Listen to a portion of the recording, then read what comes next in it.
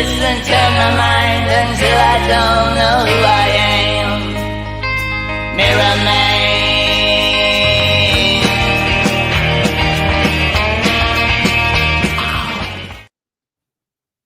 Good evening and welcome to a new edition of the Arsenal Opinion Podcast. If you thought Arsenal's title hopes were dead yesterday, we are back.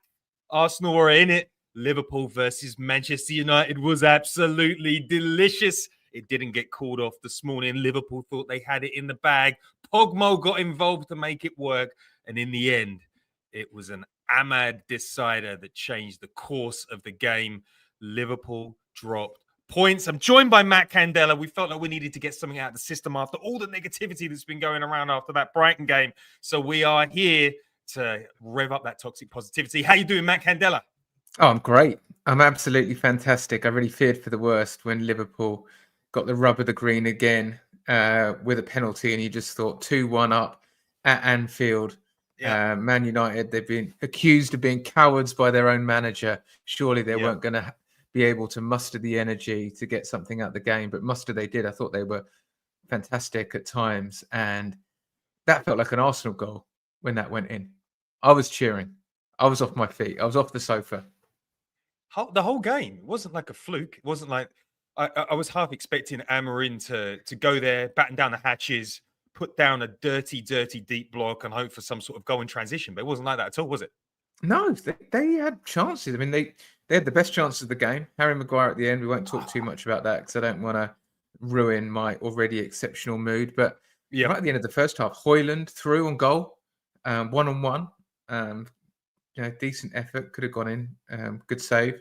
But they have plenty of opportunities. And really, one of the things that we'll talk about is everyone in some of my group chats have been talking about how amazing Liverpool are. Well, they didn't look that amazing to me. I'll tell you that. Matt G's just joined the podcast. He says, so you're saying there's a chance? You're damn right. That's why we're on. 5 minutes notice. There's no prep for this show. But there is a little tradition that we like to have.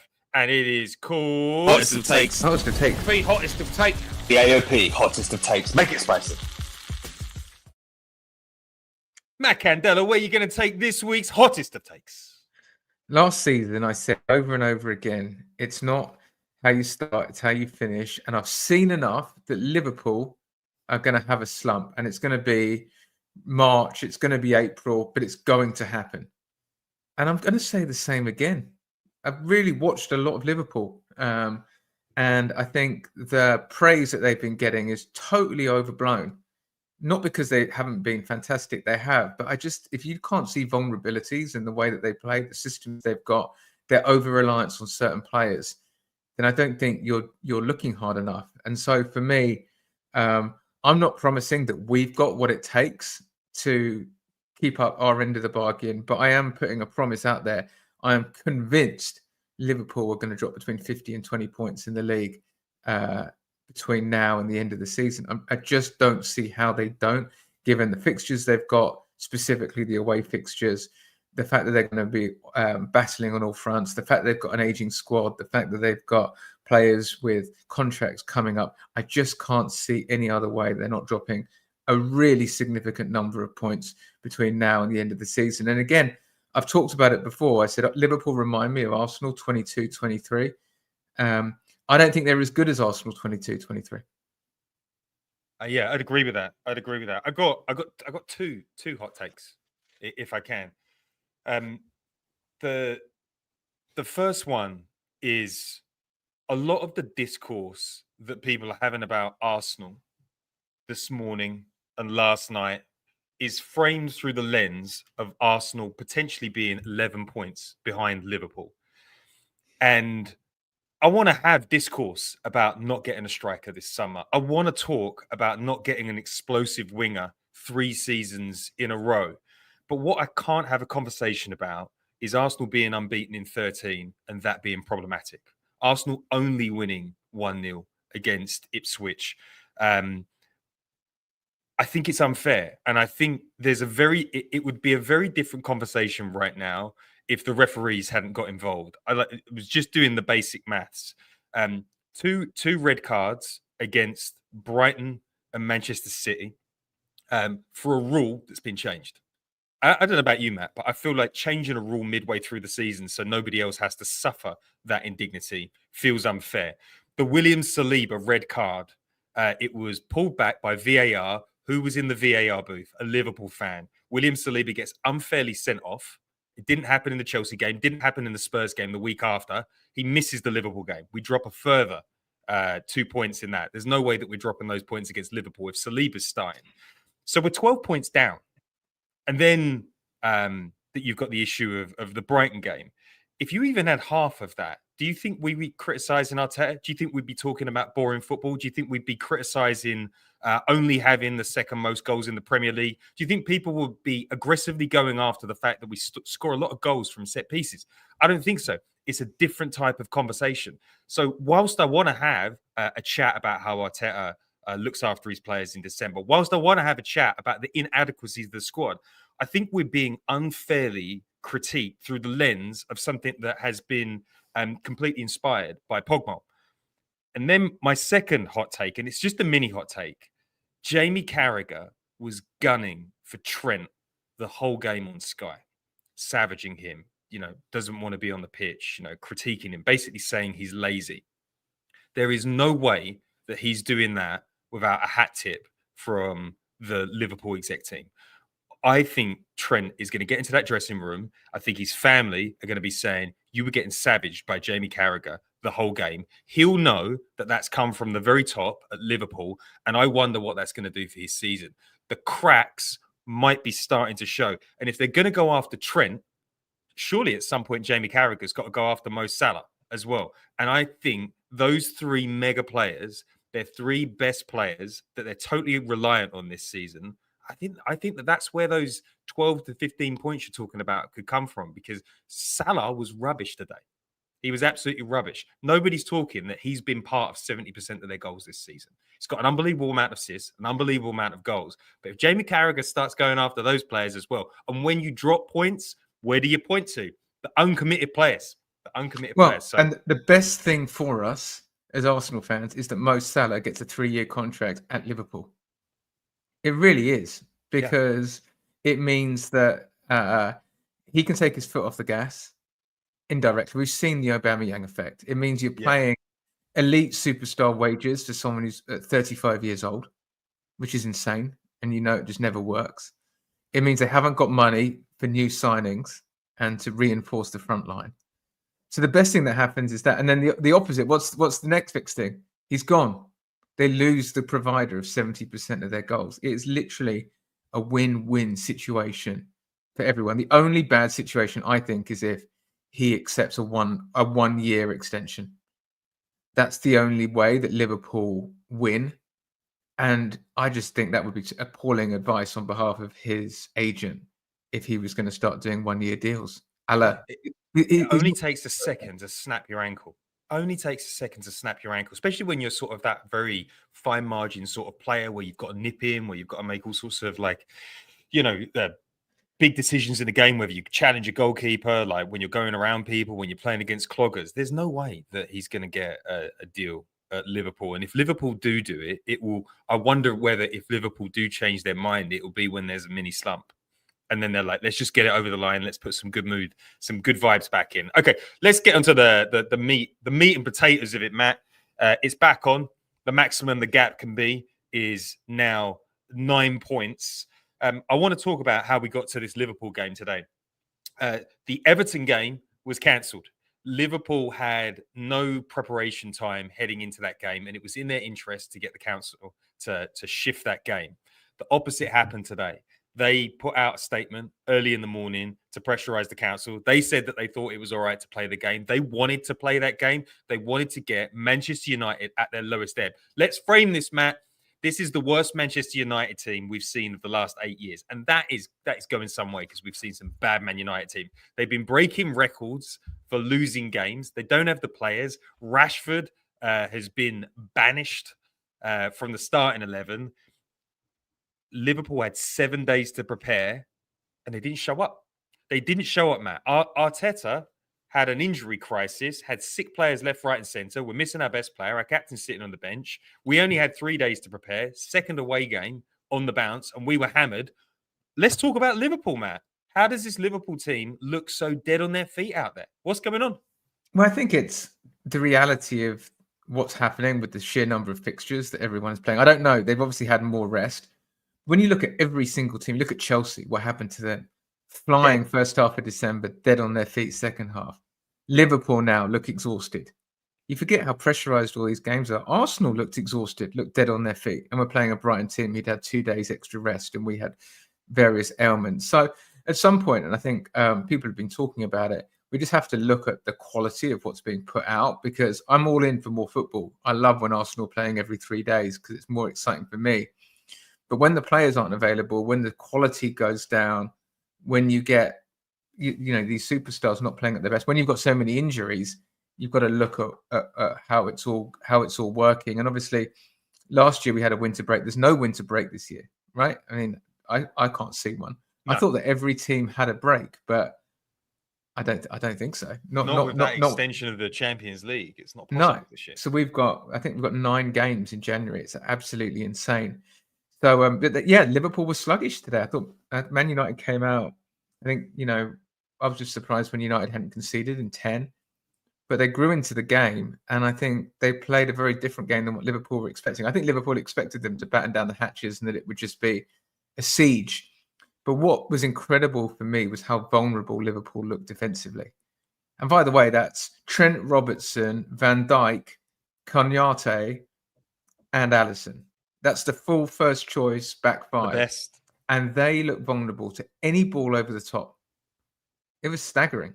And I do want to give a bit of credit to one person who I never thought I'd give credit to, which was Bruno Fernandes, who I thought was absolutely incredible today. Really, really good. Absolutely outstanding. But you can't just keep being vulnerable to balls over the top over and over again in the Premier League and not get punished eventually. And I think they're going to get punished. Yeah, I'd agree with that. I was glad that we got that Liverpool performance today, because like you, I just find this, well, look at Liverpool. That's who I want to be. Look at the way that they attack. Look at the way they get results. Look at the way they dig it out. Well, they didn't dig it out today. They had, the critique, the missing piece of the puzzle for everybody yesterday in the Brighton game is an Alex Isak or an explosive winger. And I don't know about you, Matt, I've been really thinking about this. I just don't think I don't think that was making a difference in that game yesterday. I think we had too many players that had been sick. I was told that Martin Odegaard didn't even train the day before. He really shouldn't have even been on the team bus. Kai Havertz out injured. Our best right back suspended. MLS was on the bench because he'd also been ill. Martinelli was also ill. Trossard had been ill last week. Factor in that you've just played Brentford, and for some reason Arsenal get a January 1st game for Brentford. Brighton played on the 29th against Aston Villa. So, in professional sport, an extra 2 days is absolutely huge. It's absolutely huge. And then playing away against a team that's very good in possession, they run you ragged. They always cause you problems. And then at 60 minutes, the whole team died. And it's like, it doesn't matter who you've got on the pitch if they're tired. And I think we saw that against Liverpool. Where was Mo Salah today? Absolutely nowhere. He was completely anonymous the entire game. The best attacking outfit in the league didn't really cause that many problems out there today. And they needed help from PGMOL. I wanted to just run a little conspiracy past you. I know you love it. I know you love it when I give you these conspiracy theories. If you are the CEO of PGMOL and one of your guys gets caught snorting a line of something, gets caught on camera calling the legendary manager Klopp a CUNT, and it appears that there is a bias that's so ingrained in referees that they're prepared to say it on camera, do you think that even if it's unconscious, do you think that there is a slight worry at PGMOL that they will be accused of bias in the system? Because Mr. Oliver, the guy who said had no choice but to send, was it Declan off or was it Trossard? He sent, I can't remember. Yeah. But he called the handball accidental. Kavanagh called him back, And the commentators on TV said you've got two choices, two directions you can go here. You can either say he didn't have enough time to move his hand out of the way, or you can say that it was a raised arm in the box. And they went with a raised arm. They gave it to Liverpool at Anfield. Like, Liverpool have been getting those decisions all season. Arsenal just wouldn't have got that decision. Do you think that there is some concern within the referees that they really don't want to be called out against Liverpool, because Liverpool have literally got this video where they're like, look at this. I don't think so. I think you look at it and you just, when I saw that, I was just like, it's 50-50. It can go either way. And I think it's one of those ones where if you're at home and you're howling for it and you see that come up on the VAR screen, I think you've got a decent chance of getting the pen. I think if it's against you, you can easily say, well, what's he supposed to do? He's not moved his hand towards the ball. So it can go either way. I just found it quite ironic that we're getting terrible decisions yesterday and they're getting good decisions today. And it just felt like, once again, nothing was running for us from a luck standpoint.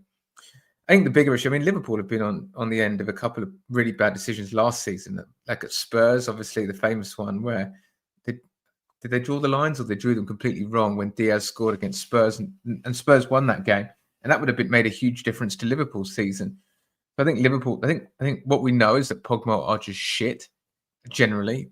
I don't know if they necessarily discriminate per se, but obviously they do have this significant number of refs who are all based in the northwest of England, which it makes it. I think what's clear is they don't like Arsenal, and I think we will look back and not conspiracy theories now, are we? There's enough never been done before decisions where you can say Arsenal they definitely don't like Arsenal, and I think Arsenal we can be annoying. Let's be honest, we can be annoying, and I think we'll look back at our response after the Newcastle game and say we got it wrong. And from what I've heard, the club wanted to stand by Mikel Arteta and show him they support him through thick and thin. Was that a good long-term strategic decision? No, it wasn't. And I wonder how much of that is still playing a part. Yeah, but Arsenal have been on the receiving end of those terrible decisions right the way back to 2005 with Wayne Rooney and Manchester United absolutely battling us. At some point, you've got to say something. My big issue with all of this, and maybe it's a little bit on Arsenal. So, what solutions are we offering up here? Why aren't all the clubs coming together and saying collectively, what happened at Brighton yesterday is not good for the Premier League? Like, you don't see that in Spain, you don't see it in Italy, you don't see it in the Champions League. Why is the richest league on the planet dealing with these issues week in, week out? That Brighton result could have ended our title hopes. Still possibly could have. It could have been a 7-point gap instead of a 9-point gap. Why isn't there a solution? I think why is Howard Webb still in charge? I mean, my big thing is I think there's a lack of higher order strategic thinking that happens by Premier League clubs, because I think when you've got a lot of smart people who are focused on a brilliant Premier League product that is of benefit to everybody. However, the rivalries that exist, just the sheer level of competition, means that I don't think the Premier League clubs work hard enough together. Yeah. And for me, it's a little bit like when I think about like consultancies, you've got these big consultancies like KPMG or McKinsey and all these people. And what they don't do is belittle each other or undercut each other, because they know that when they start eroding other people's, they start undercutting them on fees, or they start saying negative things about them, ultimately they may win the project, but it's negative for the whole category. And I think it's a little bit like that. Everyone is so focused on themselves rather than thinking about, there's that expression, a high tide raises all ships. Everyone's just too stuck on their own agendas to think about anyone else. But I think there would be an enormous amount of benefit from some allegiances between the clubs taking on the referees and PGMOL. Yeah, I think you're absolutely right.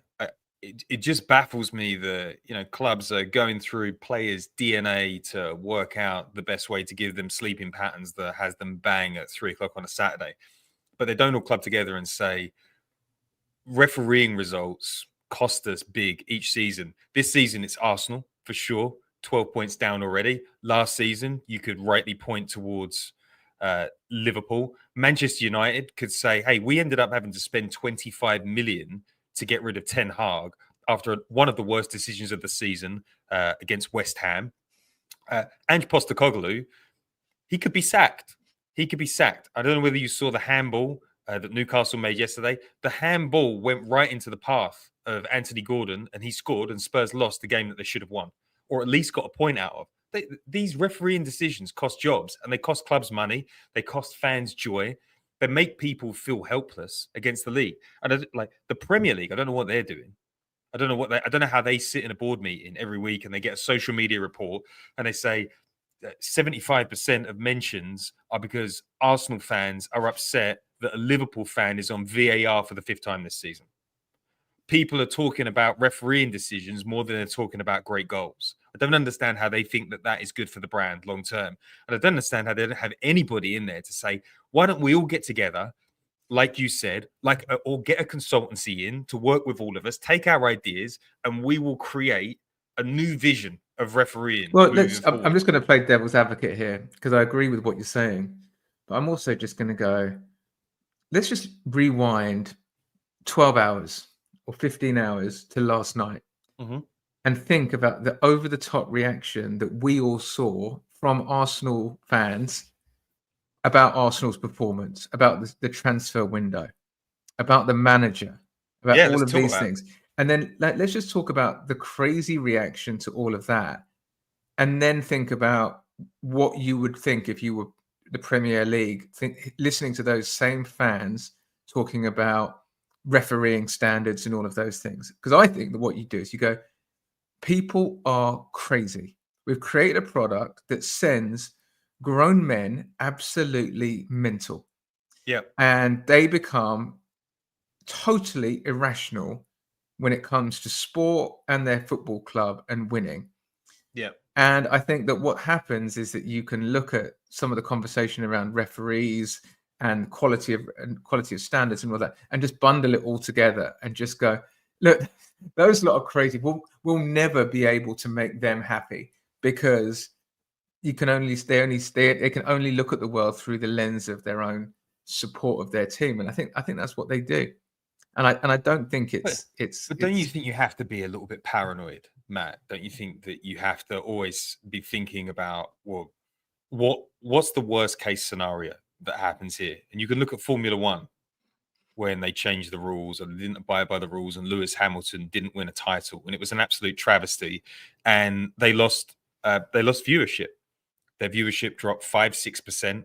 I don't know whether it's recovered 3 years later. Like sometimes there's a tipping point and you tip over the edge and everybody feels like there's not a lot of justice here. Everybody can see that the referees are terrible. They can see that they're biased towards certain clubs. Like if I was working at the Premier League, I'd be saying, am I really watching Chelsea TikTokers who say on their TikToks, I actually hate Arsenal and I love that they got done yesterday. But what are we doing with refereeing decisions like that? Like, is that good for the game long term? Like this idea that any conversation is good conversation, I don't think is valid. And I just don't understand why Premier League clubs don't club together, like you said, and work out a way of minimizing what PGMOL's power, putting a big improvement plan in, splitting out VAR and referees, paying them more, and getting them audited. Yeah, I don't disagree. I think I could write a 10-step plan in the next hour that would satisfy fans. I think it's going to be top down and bottom up. It's going to be, what do we do with the existing referees and how do we bring better referees through? It would be, how do we recruit better? How do we review performances better? How do we get more ex-players into the game? How do we remove bias? I think it's a relatively straightforward exercise to make some immediate impact across the board. And I don't understand why they don't do it. And I still think, we've got, I don't know how to say your name, my friend. He says, and having refs from all over the country. How about that? Hey, let's go one better. How about having the best refs from around the world in the Premier League? Like the objective should, the higher order objective should be, we want referees to ref fairly, and we want to measure it, and we want to reward referees based on being fucking brilliant, and we want to get the bad referees out of the system. And I think there's a lot of things that they could do, like you say, and I love that 10-step plan. But I think the crazy thing is, Matt, I guarantee your 10-step plan that you could write in an hour would be better than anything that's been put forward by anybody in the Premier League over the last 20 years. I guarantee you that. And that's not because you are an unbelievable person when it comes to writing out rules of the road. It's because no one's tried. It's because no one's tried. And we're at the point now where you're like, you've just all accepted that Howard Webb is as good as it gets, and incremental tiny changes over 5 years is as good as it's going to get. And I just don't think it's good enough. And I think it's ruining the sport. And it's making people fall out of love with the game. And I don't like that. So in lighter news, look at this. Someone is watching and they said you're cute. that is very kind. I do not often get nice compliments on this show. I normally get bad names against me. So I appreciate that, Elton 2K Dre. Matt, let's talk about some of the crazy reaction over the last 24 hours, because I think some of it has been really offbeat. I think that we're framing our season through the lens of being 11 points behind. I don't think we deserve to be 11 points behind. We have had some games where we haven't been able to break down teams, but we've also had more games this season where referees have been the responsibility of dropping points. But there's been a lot of criticism about our transfer window. Jacob was getting hammered online by a lot of the tacticos yesterday for going hard Mikel Merino. What I want to know is where does the truth live here? Because nobody wants to live in a world where our season collapses and people like me are saying luck's played a massive role in this. Outside forces that are against us are playing a big role in this. They don't want to hear that. They want to hear, what are you doing to make it better? How do you rationalize Arsenal still being possibly 9 points behind in the Premier League? Or does it even need to be rationalized because the season is fucking long? Yeah, that's the thing for me. And I've sort of been snapping a bit in some of my WhatsApp groups, because a couple of groups I've got, and people are being really quite negative. They want to hold the post-mortem now. And I don't think it's fair to hold the post-mortem on a season in January. And that's not trying to tell people how to be a fan or any of that stuff, or it's not about toxic positivity. But I think it's impossible, if you've been following Arsenal for a long time, and football in the Premier League for a long time, to understand that there's a hell of a lot of football to be played. I think that what's happened is all the traditional ways that we would think about football have been transformed by a couple of things. One is obviously social media, where everything has become magnified. But I think the other one is just the role of Manchester City and Liverpool in those epic, and ourselves later on, because what they've done is they've created this illusion that you can't drop any points. And if you do, you lose the league. Because that's what happened last season, right? We were pretty much flawless. We dropped 3 points against Aston Villa, and ultimately that was the 3 points that cost us the league. But when you look back and you don't look at the data set of the last 5 years, and you look back at the data set of the last 50, you'll see something completely different, which is that the Premier League is really won in April and May. Everyone drops points. The run-in is traditionally a really crazy time where anything can happen. You throw in the Champions League and teams that are progressing, and it's really so early. And I just remember so many years where Arsenal were top of the league in March and we just capitulate. We'd be flying, and then you'd have like an Eduardo leg break, or the when we lost in the League Cup to Birmingham City, or just these moments that just caused us to collapse. And so I'm just not that overly fussed about where we are now. Now, obviously, we can't be 15 points behind, but as long as we're staying in contention, as long as we're not slipping, I made a pretty bold claim today, which is to say, if we were 7 points behind on April the 27th this year, I would take it. And that's because Liverpool's last 5 games include playing us and are so astronomically tricky. And I think that's how you've got to think about it. You've got to look upon the season as a whole. We don't all play the same games every week. And I really think it. I think if we're just in contention in April, 6 points, 7 points, you'd be amazed at how it could all end up. Yeah, I agree with you. And massive leads in the Premier League are often an advantage, but quite often they're a big disadvantage. Quite often the team that runs away with it in the opening 4 or 5 months of the season doesn't end up holding that trophy. And I'm even just thinking back to teams that have looked really good. I'm sure for at least 2 seasons, once under Conte and once under Mourinho, people have been talking about Spurs being title contenders, and they're never there. We've been right up the top of the table and not been there. We've given away Premier Leagues in April. Liverpool gave up a Premier League in February last year, and there was a 12-point swing Well, between. see, that's where I think we even forget. It wasn't February last year. They were favourites on April the 7th. I think Opta had them at 70% for the league on April the 7th. April the 7th. Did forget, yeah. And then we think it's earlier on in the season and it was just always us and Man City. It wasn't. And then Liverpool drew 2-2 with Man United at Old Trafford in April and had a drew again, I think, against West Ham, and it was over. Dropped 4 points in a week. So, yeah. So I think it's going to be difficult for Liverpool. They've got a few problems brewing now.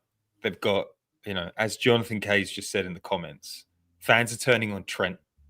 Trent is going to see how he's being treated after giving all that service.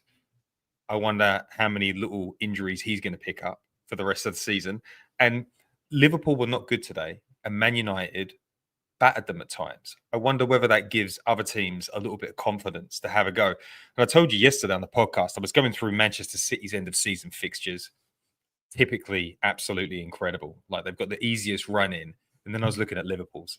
Their run in is absolutely horrible. Like that, those last 2 months of the season look really, really challenging.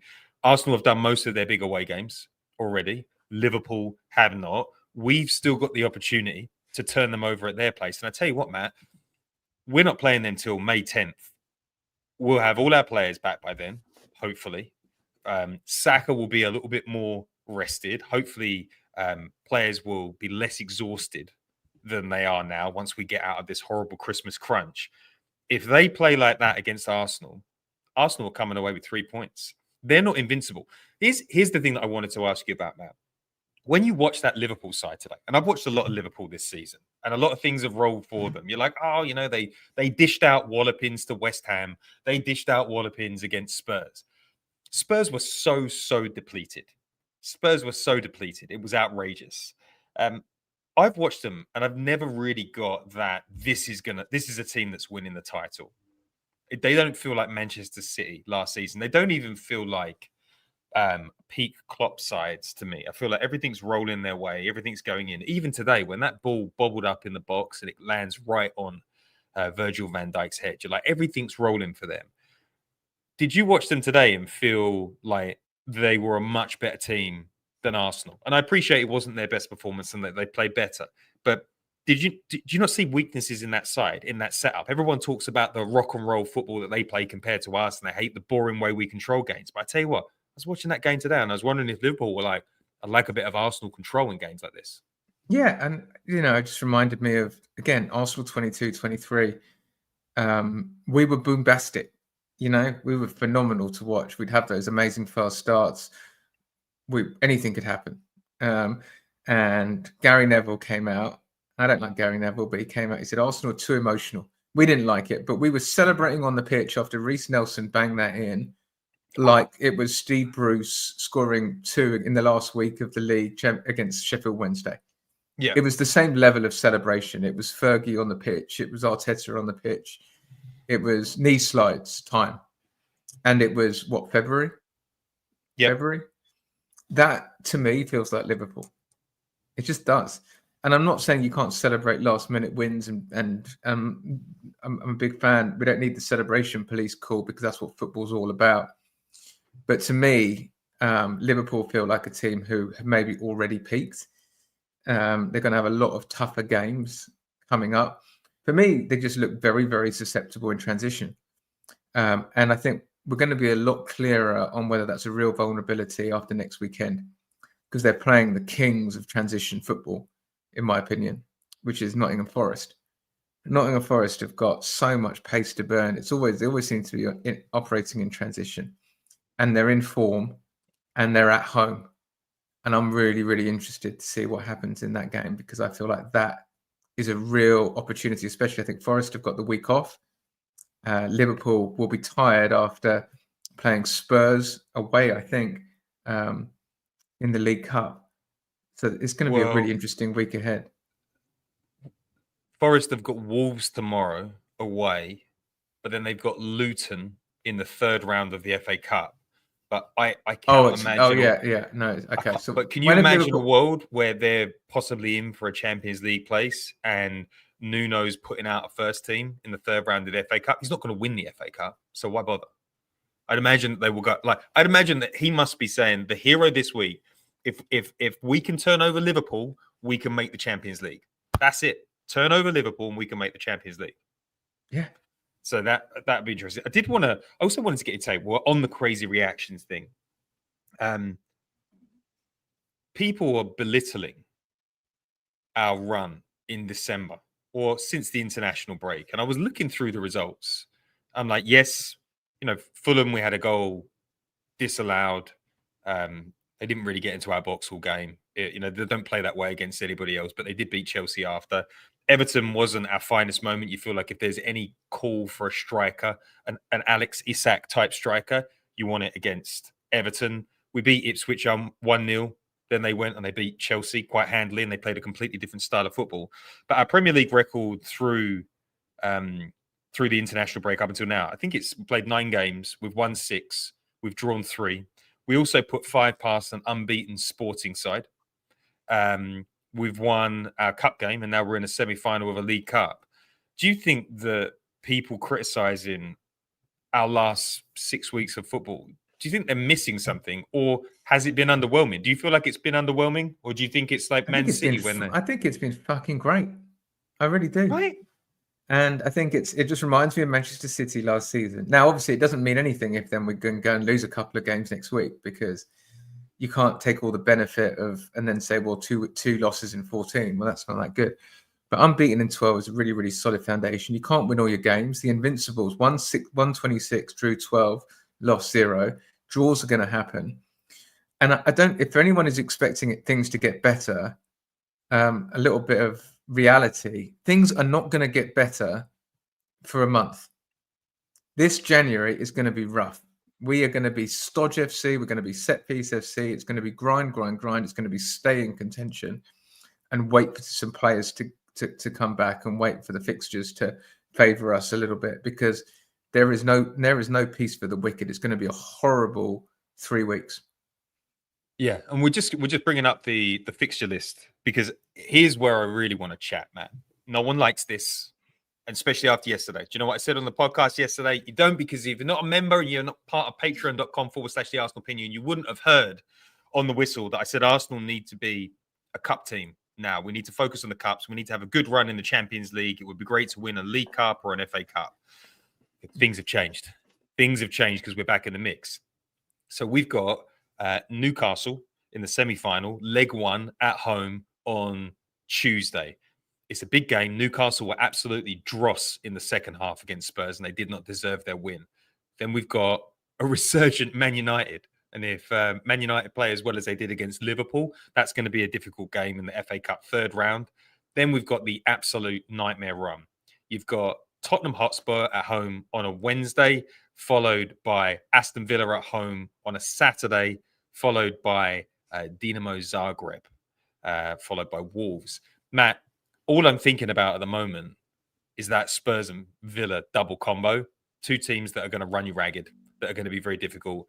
2 managers that have extra portions of hatred to throw our way. 2 managers that really need to kind of turn things around a little bit. Not massively, but Aston Villa aren't quite where they were last season, and Spurs are in the danger zone. What do you make of these 2 cup games now, Matt? I just think this next 13 days, 2 weeks, is absolutely insane to me. And I think it's going to be, what's the minimum we can do? The minimum, that from a squad standpoint, from an energy standpoint, to maintain the mood. Like, what do we need to do against Newcastle and Man United? Can we afford to lose one of those? Because what we really want is to go into that Spurs game with our confidence up. We don't want to be going in there with any worries or concerns. But at the same time, we don't want to be putting players out against Man United in the FA Cup. But it's Man United in the FA Cup. What do we do in the League Cup? We're literally down to the bare bones. So it's really, I think, it's bare bones against Newcastle and try and not get beat, and bare bones against United and try and get our players, try and get a pot of players that can be fit. And you're going to have an A team and a B team for Spurs and Villa, and you're going to have to look at that and just balance it. But it's fucking terrifying. I think you're exactly right on the Newcastle game. I think the job is don't get beaten. You've got 3 weeks until the return leg. You have Ben White back by then. You'll have returning players. Martin Odegaard will be fitter. You have a better opportunity. You just don't get beaten. And I think Newcastle are also in a bit of a precarious position there because Bruno's not going to be playing. Shah's not going to be playing. I think Sven Botman went off in injury time. He played his first game in a year. I just cannot believe that Eddie Howe is going to roll with him against Arsenal. I think it's going to be a turgid, scuzzy midfield. It'll be Willock, Joel Linton, Longstaff, those sorts of players that will try and run us ragged and beat us in transition. The Man United game, I'm beginning to think we throw the United game. No one is going to want to hear that. No one is going to want to hear that. But I just don't think we have the squad to be able to do League, Champions League, and FA Cup. I just don't see a world. We're just going to keep having the same problem of unavailability if we keep doing that, and then we'll end up, even if we beat United, like it's. But the only way you do it is if you just hope that suddenly you're just going to get a very easy draw all the way through to the final. But here's the bigger problem for me, Matt, and I'm going to share the Tottenham Hotspur fixtures. Tottenham have got Liverpool. It's going to be a big game. They've got it at home. They cannot lose that. They've got to put in a big performance there. So I'm expecting Postecoglou to rally his troops. They played well. It was an undeserving loss yesterday. I'm hoping there's going to be a bit of fizz in that fixture and that Liverpool don't rock them. But then they've got Tamworth in the FA Cup away from home. Like Spurs are going to win that with an under-18s team. And Postecoglou is sitting 12th in the Premier League right now. That Arsenal game is his cup final. If he beats Arsenal away from home, everything's okay with Spurs fans. Yeah, everything's okay with Spurs fans. So if we go back to these Arsenal fixtures, all of a sudden I'm like, do I really give a shit about Man United? What I care about is getting to a final of any cup this year. If we can beat Newcastle over 2 legs, which we're more than capable of, we get to a cup final. I've got no stomach. We've got a thin squad. I've got no stomach for the FA Cup this year. No, I don't care. I agree. I don't care. I care about winning the Premier League. I care about taking it to April. I care about all the things that you said. Could Liverpool drop 12 to 15 points? If they do, we cannot lose to Spurs and we cannot lose to Aston Villa. I can't stand Unai Emery. I can't stand him. But he's going to come and he's going to be like 2 seasons running. You think that we're not going to knock you off your perch? I'm going to be your nemesis forever. Because the good thing about that Villa game, the one good thing about the Villa game, the one good thing about these 2 games, so Spurs is Spurs. It's always Spurs. The atmosphere is going to be fucking red hot, and we'll get it done. We're not losing to Spurs. We could draw, but we're not losing. Villa, the benefit is that they caused us. They were the reason we didn't win the league last season. And Mikel Arteta is a vengeful motherfucker, and I just don't think we're going down to them again. Yeah. If all your players are sick and you're tired, it doesn't really matter what. It doesn't matter. It doesn't matter. So, Matt, let's talk about the hottest topic in the ether at the moment.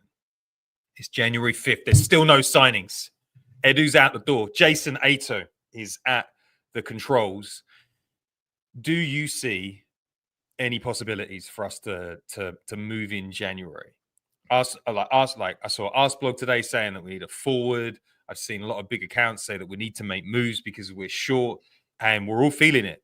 Like we are lacking forward options at the moment. Without Saka, it's trouble. Muneri. And Muneri. And Sterling. And that no noise, right side. Yeah, and the sound on Muneri is like it's very bad. It feels like he's done a hamstring or something. Nightmare. That's also the problem with 17-year-olds. They're not grown men yet. No, that's why they get eased into the game. So we are really short, Matt. We seem to be lacking form in certain areas. I'm going to put Martinelli's performance yesterday down to illness, but where do you see opportunities in the market? Because I feel like after the result yesterday, emotions are going to be high. This idea that people think Arteta doesn't want forwards is absolutely ridiculous. I He's think there's banging the table louder. there's two players who I think we could get and we could be interested in. Right. First one is Cunha. There's clearly interest. Yeah. We'd have to pay over valuation, but I think we like him. I think we think he's Prem ready. I think we like a lot about him. So that could happen. And maybe we're just so depleted that maybe we just do it. And I think Arteta can say, look, we sold Eddie, we sold Smith Rowe, we're thinner. So there's two there. There's one there. And then the other one is Nico Williams. And I know that sounds crazy, but I'm just looking at it and going, the guy's out of form. He's really done nothing, but we like the profile. We like the player. Mikel Arteta clearly loves him. Could we go and bring it forward and just make it happen? A real long shot, but I wonder if those are the only two I'm really interested in. Yeah, it's really difficult for me to fathom who we could sign. I just don't see a world in which a Wolves side that's fighting for its survival in the Premier League says taking 80 million off Arsenal now is worth it in the context of losing out on 140 million by dropping out of the Premier League. Wolves know if they keep hold of Cunha until the end of the season, Arsenal are going to still come back with the same money. Maybe a little bit less, but Premier League survival is the number one thing. And taking a major creator and goal scorer out of your team, I don't really see as a great option. And then the only other area that I'm looking at, and this will only be on the members podcast, so I'll just flash this up again. We've been looking at expiring contracts in the Premier League because that's generally the best place to go if you want to get players out of clubs a little bit earlier. We've seen it with Real Madrid, where they're trying to get Trent out of the club early with an £18 million bid for a €75 million player. It's absolutely crazy, but I love it. Just looking through some of these names, Matt. Leroy Sané is Bayern Munich, 28 years old, right winger. We could tap up Spurs for Son. He's a little bit out of form. Jonathan David is kind of the youngest centre forward that's available at the moment. He's only got 5 months left. I don't know whether he's moving us forward over the long term. Amad Diallo. Well, he's the guy I want. Diallo. I love this guy. But he was great today, right? He's definitely staying at United. He's been anointed the heir by Amorim, I think. And he's got, what he doesn't say here is there's a year extension option. There's a year. Oh, is there a year extension? Okay. Yeah. That's a shame. Yeah. Otherwise, Hernandez in MLS is a pretty decent player, but I don't think we're going to go there. Neymar, I'll be all over him for a little 5-month loan stint, but he's not available. Like, there's not a lot of players that you can see that clubs might want to get rid of with 5 months left to go. It doesn't seem like we're going to be sending Neto or Sterling back. Matt, it feels like we're running out of opportunities. You've got to find a club that's kind of nestled safely in mid-table who really needs money. Like, the only place that I could think of to go would be Barcelona because they've got such massive financial problems. Bueno. But I don't know. He's that player. I think we've said it before, where he's not that fashionable. We don't go for him. Someone else signs him, and then he actually turns into an absolute. Then he bangs. Yeah, I agree with that. I mean, I still think. What about bringing Ivan Toney? Get him back. He's been lively on Instagram. I'll tell you that. Is he really? Yeah. Talking about sauce. Really? I like that. 35 million. Me too. He says he's got sauce. He does have sauce. It's a shame. 35 million. That would have made a difference this season, Matt. That would have made a difference. All right. That takes us to the end of the podcast. Let's give the listeners a little bit of parting. He posted on the grid, they can use your recipe all they want, but they'll never be able to duplicate your sauce. I like it. Don't know what he means. But I like it. That's like a little reality. I used to work in reality TV, and that would be like the sort of one of the lines that one of the the housewives of Potomac would come up. He's been watching reality TV. He's probably quite bored in Saudi.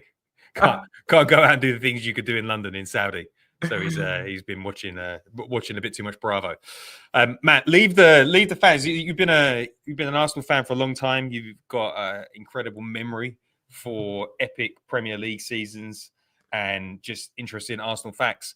Give people a little bit of hope, a bit of toxic positivity. I know people don't like it, but right now I think we need it. Everyone knows 89, but I'm going to go 98. 98, we were 11, 12, 14 points at one point behind, losing 3-1 in December to Blackburn Rovers. Ian Wright having an argument with people out in the street. Everyone bemoaning the lack of players. We had Chris Ray coming in to play in FA Cup semi-finals because we had such a shortage of attacking talent. We had to grind out 9 1-0 wins in a row. I think it was. It was something like 9. We had to just grind it out, and they were so ugly and so awful. And then suddenly the form came in spring. Patrick Vieira was smashing them in. Emmanuel Petit, 5-0, Wimbledon, 3-1 against Newcastle. Went up to Old Trafford. Mark Overmars with a crucial goal. But the whole point was, this is the point of the season where you just keep grinding. Just stay in it, and the form will come. The players will become available. If we can just be in and around it and get Bukayo Saka, the moment that the stadium announcer announces that Bukayo Saka, number 7, is making his way back on the pitch, is the moment that we will know whether it is on or not. And I still believe it's on. And the thing that really gets me is all the people just talking about that. They're the first to talk about a lack of character or all the things that the team are doing wrong, but they're the first ones to throw in the towel. And it's like, well, what are the players supposed to feel if we're not bringing positivity? So let's get behind the team. Let's recognize that it's going to get worse before it gets better, but it will get better. And we're on a 13-game unbeaten run, guys. I'm down with that. I'm 100% down with that, Matt. But football only lasts for 9 months a season. Only lasts 9 months. And if you are in January after watching that dreadful Liverpool performance and you're giving up and you're tapping out and you can't enjoy Arsenal because we don't play like Liverpool, don't bother. Don't bother. But if you want to be in, have a little bit of hope. It is way more fun. Like, my life has changed massively since I started taking a bit more of a positive outlook in football. It's only a game. You only live once. You might as well enjoy the journey. And I love that romantic notion of the Arsenal players. You've just got to be within spitting distance for when Saka comes back into the mix. Just keep us 6 points out. Let him come back and do the rest. I was just starting work in a job after uni, and met an old school Arsenal fan who worked at the company, and I was moaning about something or saying we're going to lose at the weekend or all that. Irish fella, and he just leaned into me and he goes, "Matty, never, ever underestimate the Arsenal." And love it. It's a good point. It's a good point. Why don't underestimate them at your peril? Yeah, it's if you are prepared to give up now, what makes you think that the players aren't going to do exactly the same? You can't critique players. You can't talk about elite mentality if you can't, even as a fan, tune in, cook up some hopium, and get high for the rest of the season. It's not over until the fat lady sings, or whatever the correct way of saying that is nowadays. It's not over until the person at the end of the theatre sings. Plenty more to go. Liverpool dropped unexpected points today. They've got problems of their own. Arsenal have got some tough cup games, but I tell you what, if we manage those Aston Villa and Tottenham games well, I think it could be very exciting. I think it'd be very exciting. We haven't even spoken about the Champions League, Matt, but we're coming up to 54 minutes. We've got to say goodbye. If you're listening to this right now, that means that you're not a member. So please sign up. Go to patreon.com/the Arsenal Opinion. If you don't want to do that, you can just leave a little 5-star review. Leave a funny one. And we'll read it out on the show. And we're going to be back this week. It's going to be a busy week. It's going to be a busy January. We do Before the Whistles. Johnny does his ratings. Me and Matt are going to get back in this year. We're going to be doing Monday debriefs to talk about the rest of the Premier League. I tell you what, there is a lot of content. You can get it at thegrove.co.uk or patreon.com/the Arsenal Opinion. On that note, thank you for listening on Twitter. 4,000 of you. 4,000. That would be an incredible show in London, let me tell you. Okay, on that note, I'm going to find the music. Where are you? Where are you? Going to turn off the loop, and I'm going to say ciao for now.